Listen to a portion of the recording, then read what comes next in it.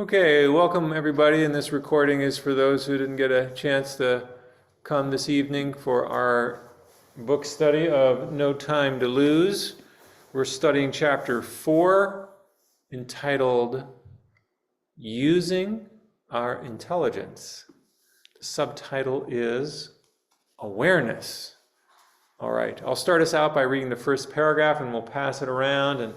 And the past few times I've been kind of giving lectures on this, but this time I thought we'd change it up a little bit and have everybody read and just see what comes up for you guys. Feel free to ask any questions, to challenge the writing, or to agree with it, whatever. Okay. Rousing the Bodhi heart means connecting with our longing for enlightenment, with a clear desire to alleviate the escalating suffering we see in the world today. It's page 75. But most of us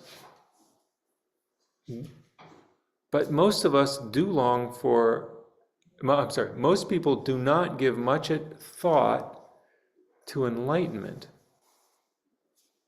Isn't that interesting?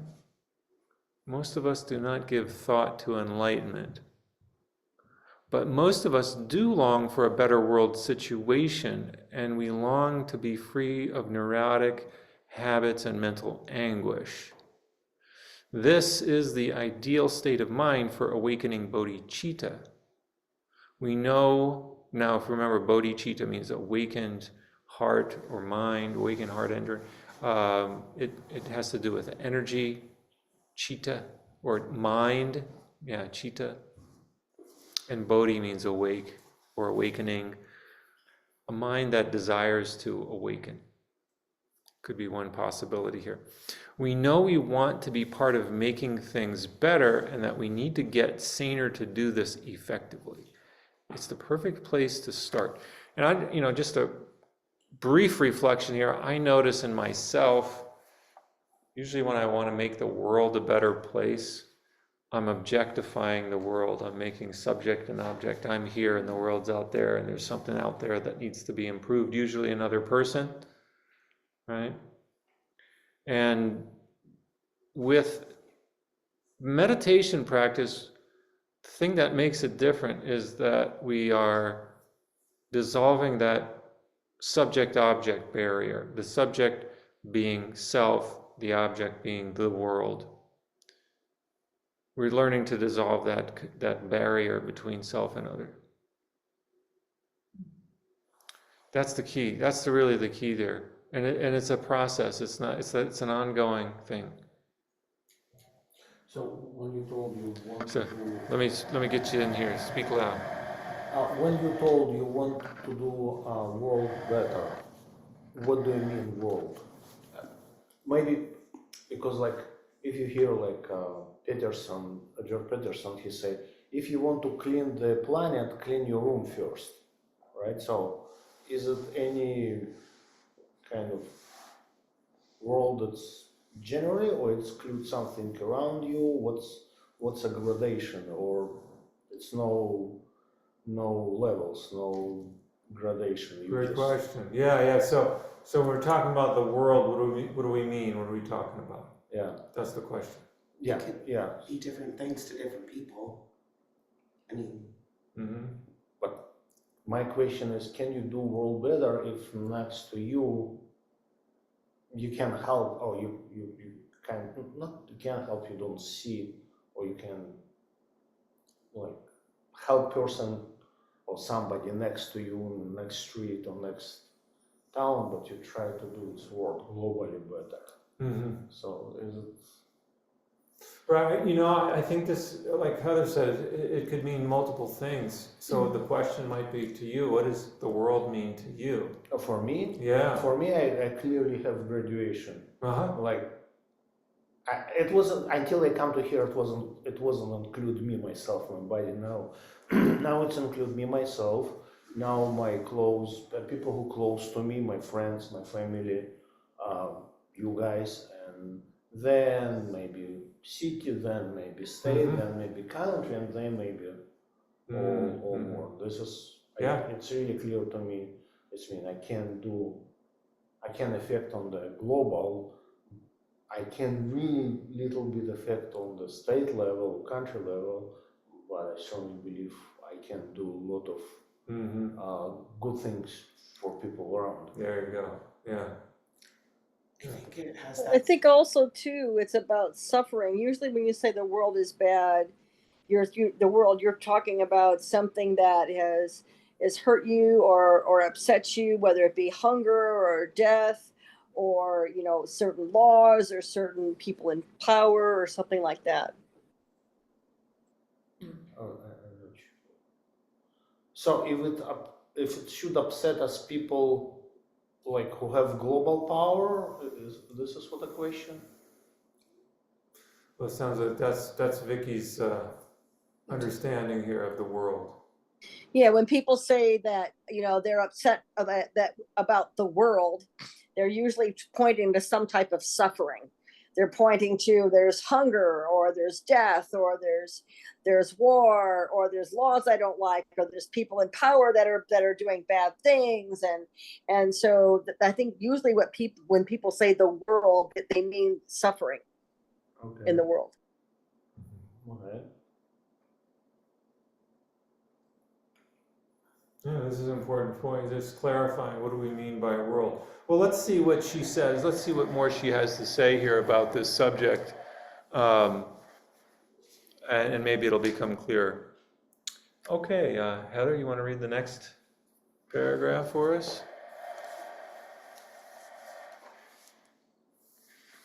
If we can commit to pursuing this goal, we're on the same page as Shantideva.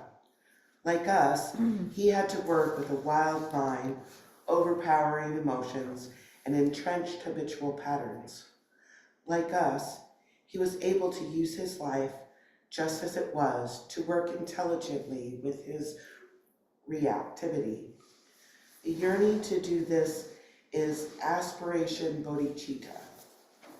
Although we may not always be able to stop ourselves from bringing pain to others, our intention to sort out our confusion and be of service remains unwavering. Oh, then there's the So oh, it's different. I'm sorry. let's go on. So in chapters 1 to 3 of the Way of the Bodhisattva, Shantideva shares. Okay, just a moment. Let me do a new share here.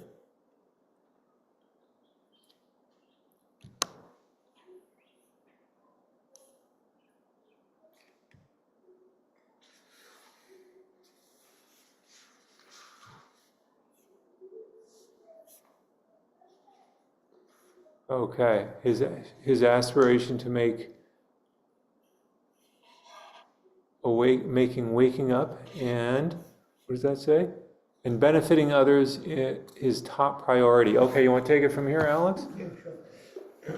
In these next three? Shantideva shares his aspiration to make waking up and benefiting others his top priority.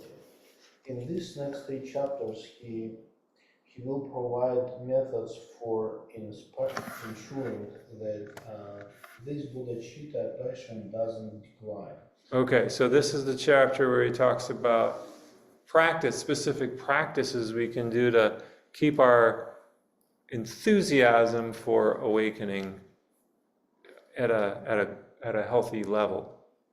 All right, Bob? This is a very important topic. When we're young, we have a natural curiosity about the world around us.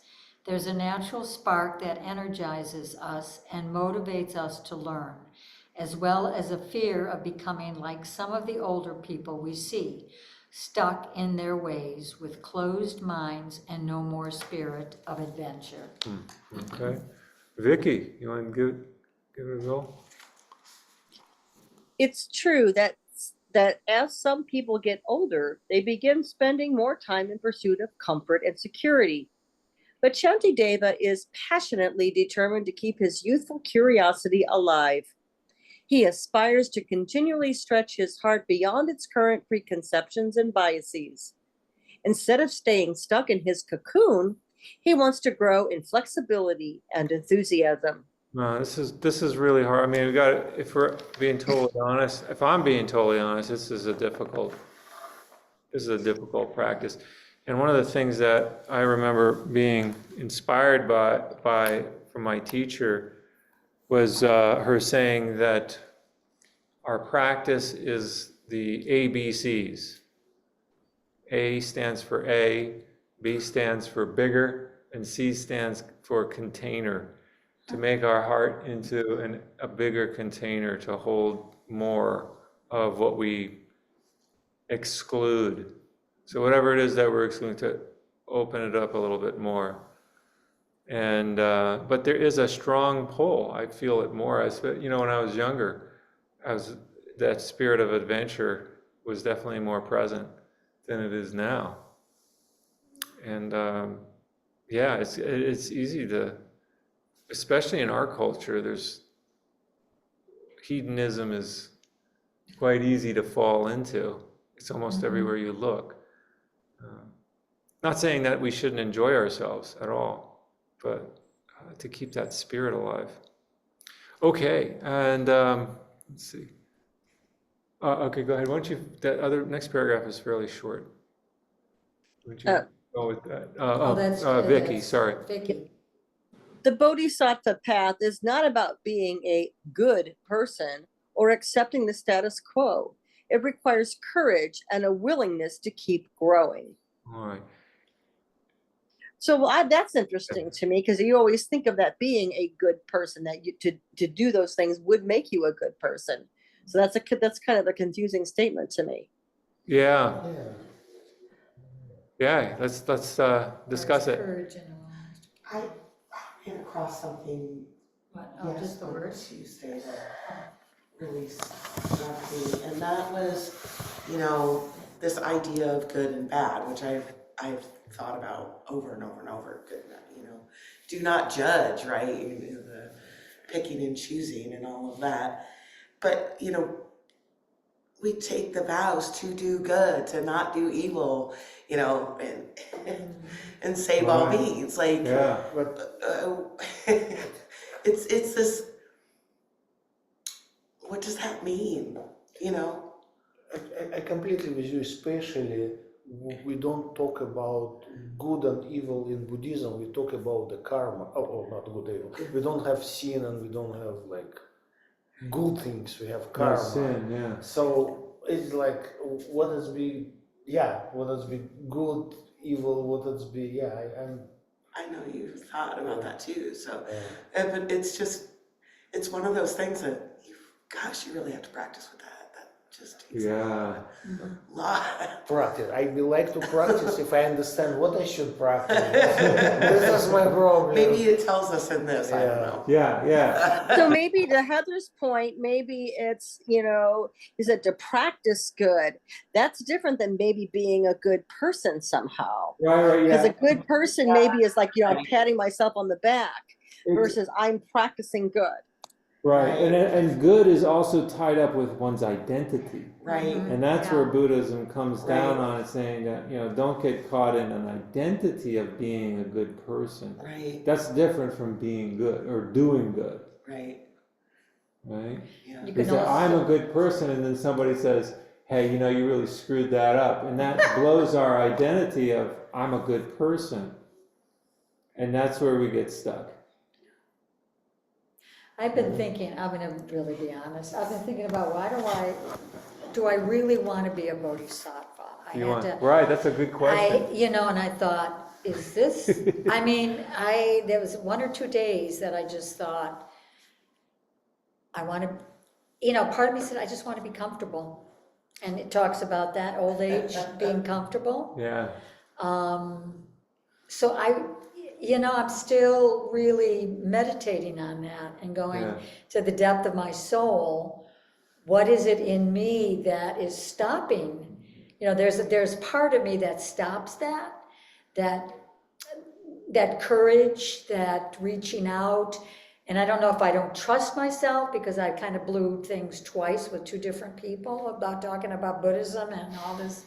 And I'm thinking, I don't even know if I trust myself to fully, you know, whatever it's called, fully look deeply within to say, okay, I'm doing this for all beings, not just me. I mean, I don't know, that's what I've been thinking about. Am I doing this for all beings? Yeah.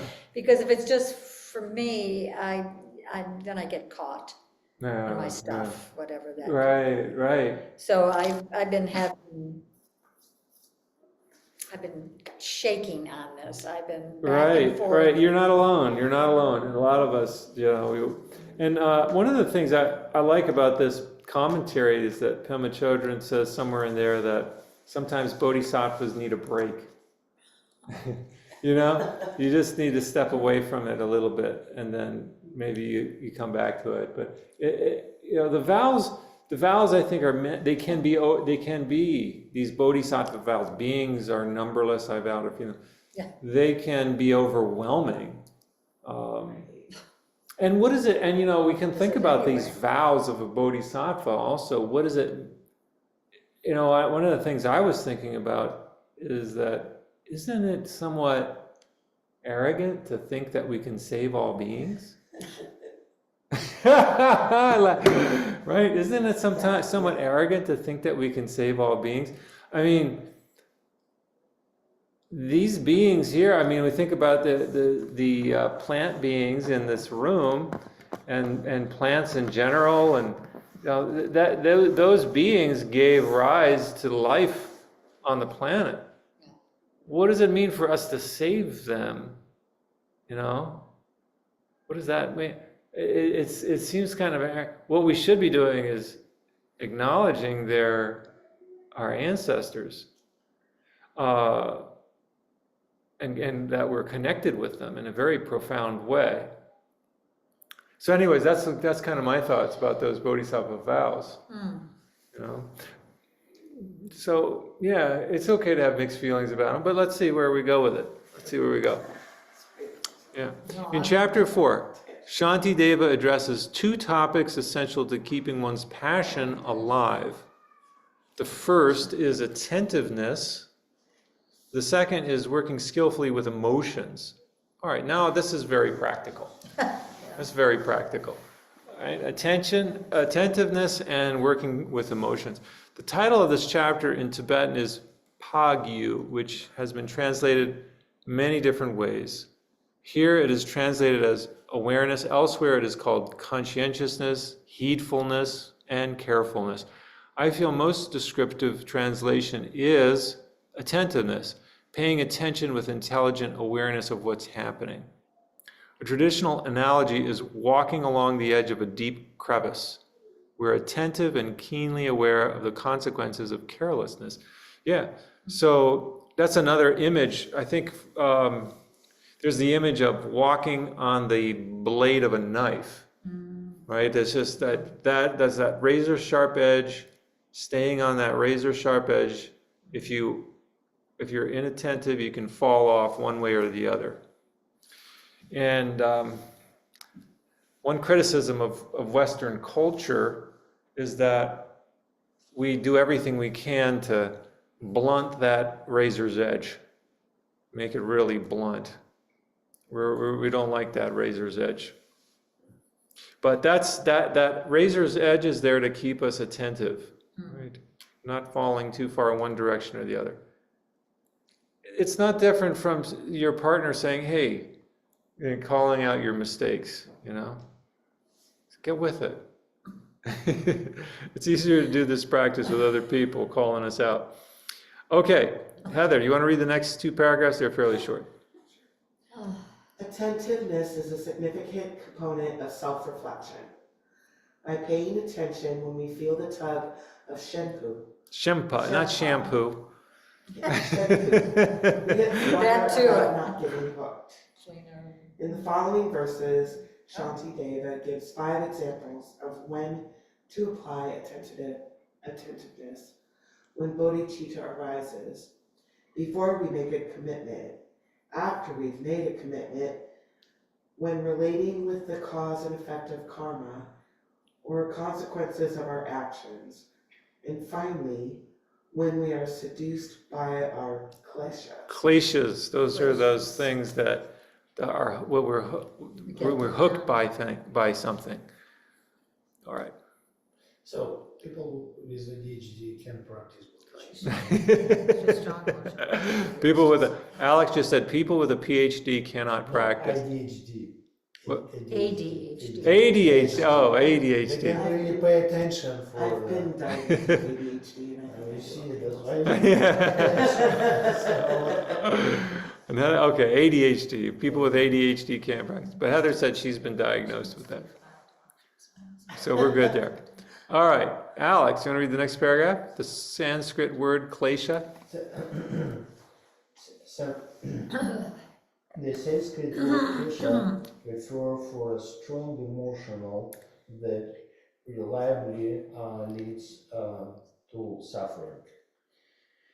It sometimes translates as nervous, and in this text, as affections and defiled emotions. This text as affections and defined emotions. In essence, kleshas are dynamic, infallible energy, yet it's energy that easily enslaves us and cause us to act and speak in an intelligent way. Okay, so klesha is the word, and she's bringing in a parallel. It means neurosis, and that kind of thing, an afflictive emotion, something that really, really grabs us and shakes us in some way. All right, you're up. All right. Move on. Kleshas arise with the subtle tension inherent in dualistic perception. If we don't catch this tension, it sets off a chain reaction of for or against. These reactions quickly escalate, resulting in full-blown aggression, craving, ignorance, jealousy, envy, and pride. In other words, full-blown misery for ourselves and others. Yep. Yeah. Kleshas survive on ignorance. Ignorance of their insubstantial nature and the way we reinforce them. And they are fueled by thoughts. All right, this is so important. Kleshas survive on ignorance, and in Buddhism, ignorance is not talking about not knowing a piece of knowledge, but ignorance is always referring to ignorance of the true self. Well, just word ignorant. They use so widely these days, it's kind of lose meaning.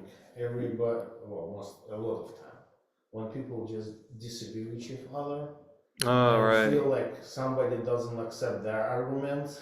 Right. They call you ignorant. ignorant. So Right. Yeah. I see that people call ignorant So this is just because they disagree all the time. Right. So this is not the same meaning. I hear what you're saying.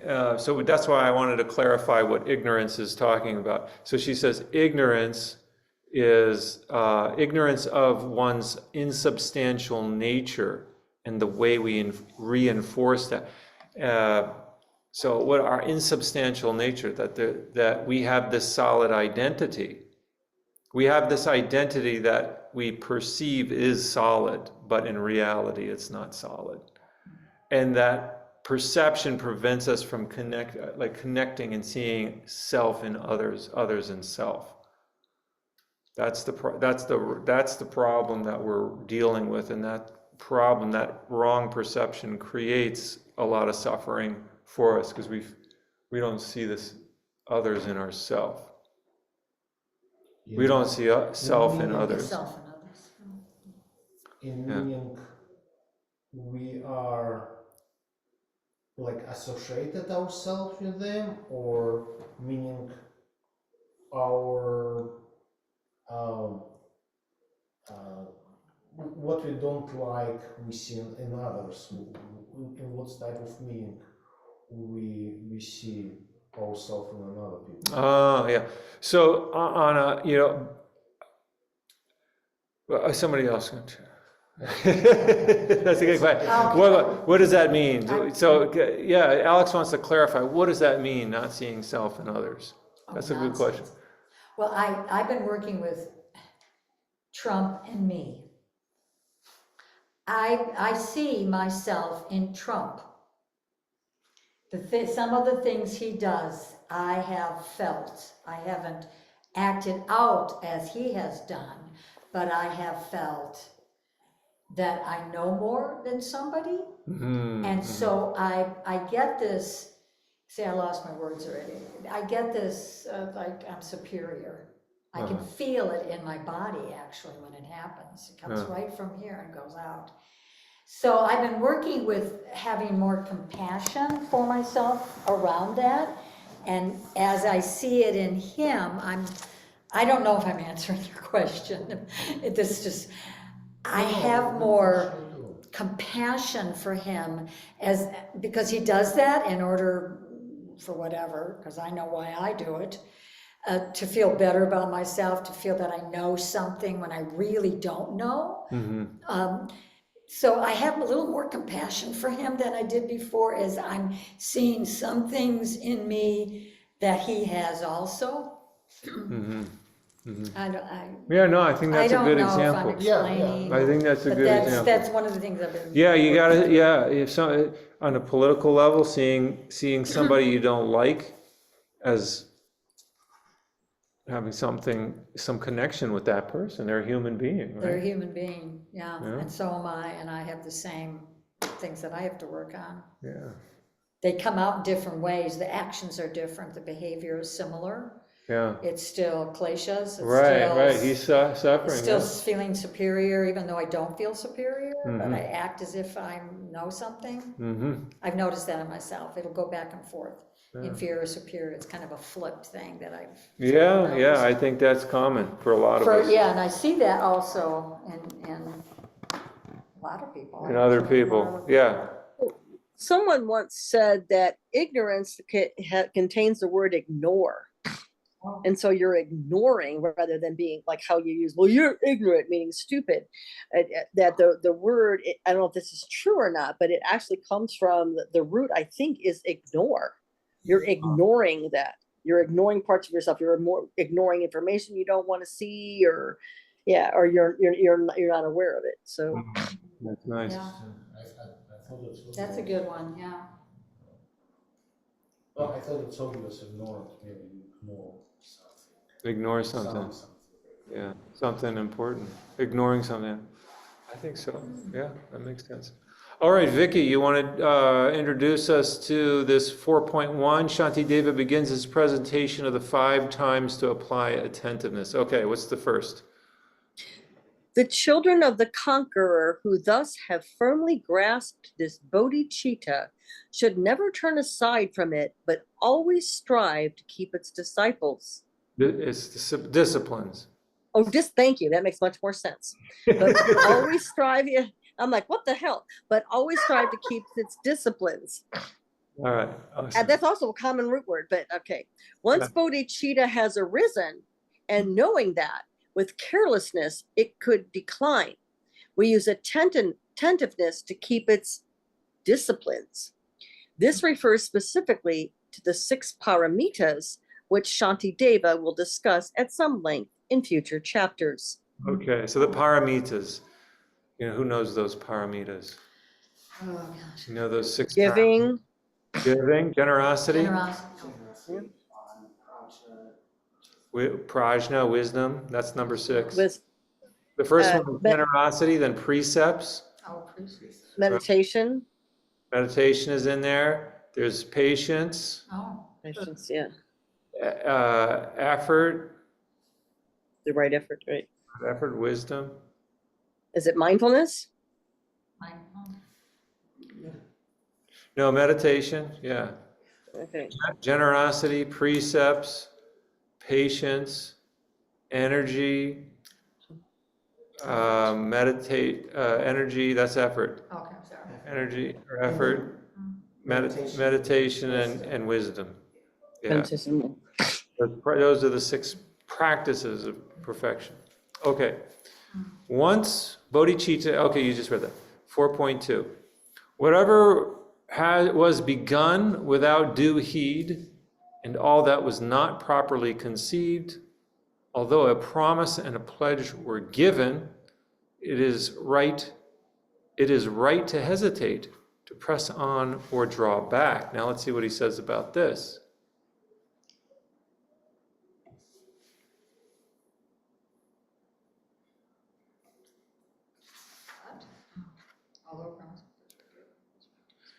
All right.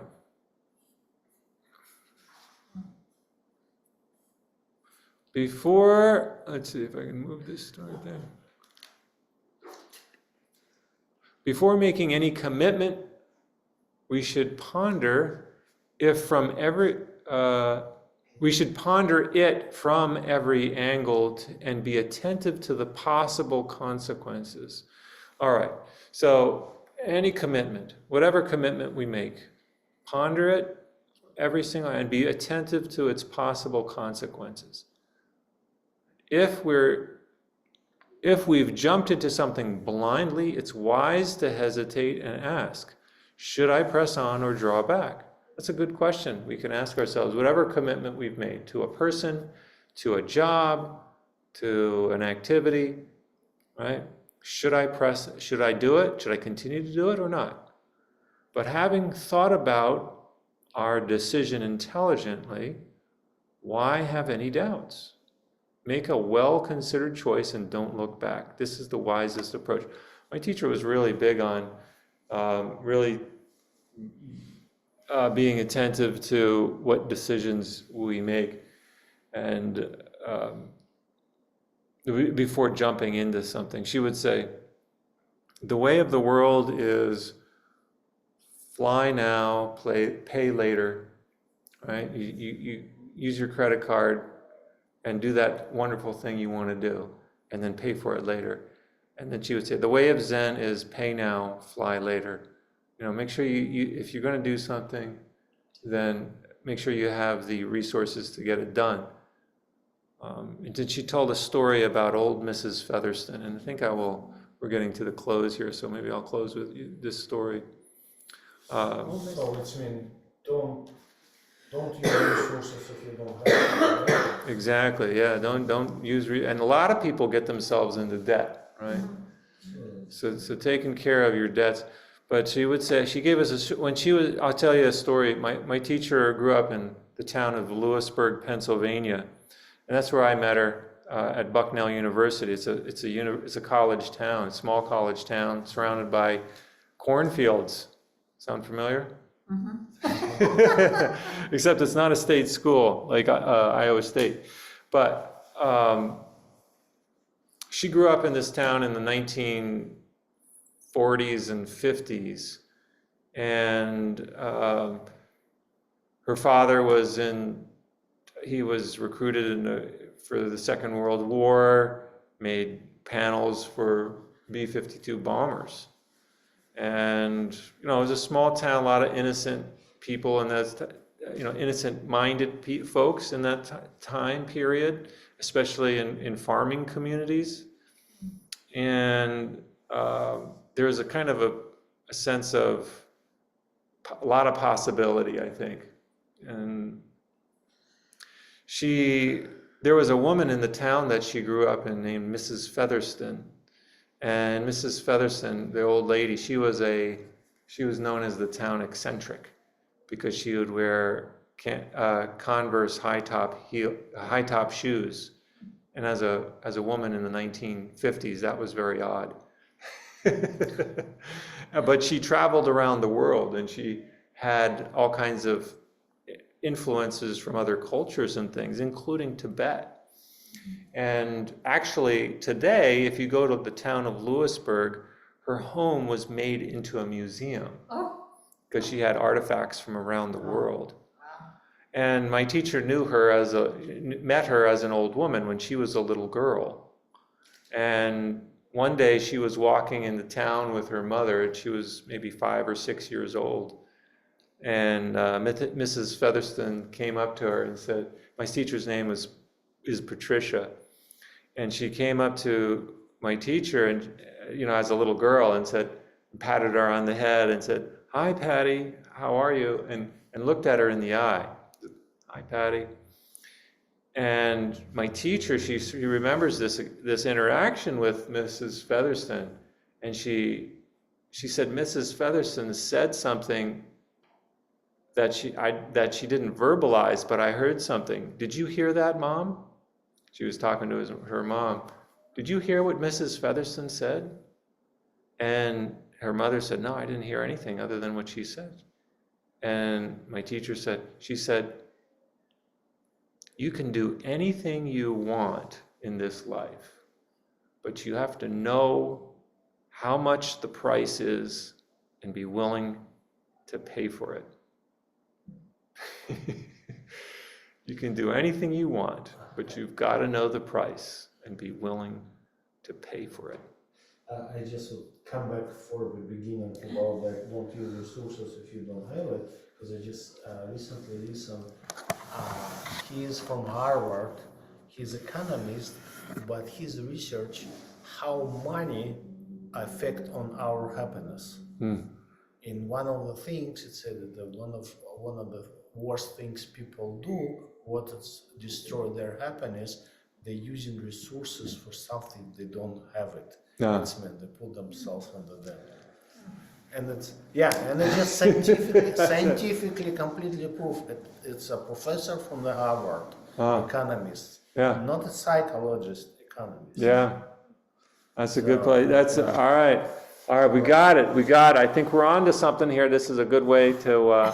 This is a good place to kind of circle in on and keep it close to us. Don't pay for things we don't have.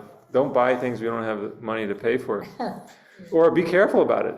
As long as you're okay with debt, maybe you're all right. But most people don't like that.